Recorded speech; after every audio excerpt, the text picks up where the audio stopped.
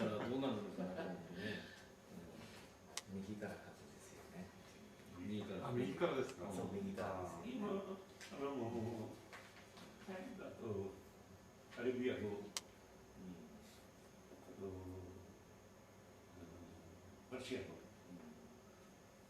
だからパルシア語と一番近いですね。今のどこが一番近い？アラビア語。アラビア語。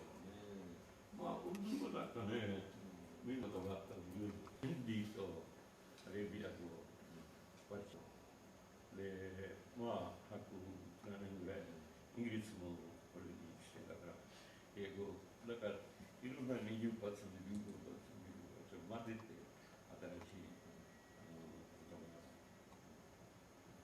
パルシア語。まあインドにもパキスタンの言うこと同じぐらい、もっとかな、倍ぐらい、ウルドゥー語。文字が難しいとね、そうですね。みんなが学ぶことですよね。僕たち入ってからね、まあ、でもいいな。パキスタンってね。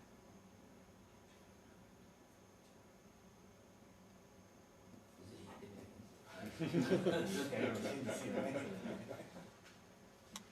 僕も大体1万近くなんですよね。埼玉の妥協で結構行っている。これから私たちの子供も大きくなって、もうまあみんな今日本人、もう全く、もうこの人じゃなくてここの国立になってここが大きくなったんだから、我々もそのコミュニケーションは欲しいんですよね。そういうので、うちの一番目の子が浦和高校へ行って、それぞれ筑波大学に行ってますけど、優秀だね、優秀して、もっともっと勉強して、日本の人がもっと分かるように、こういうところを育てていきたいと思います。見てるみたい。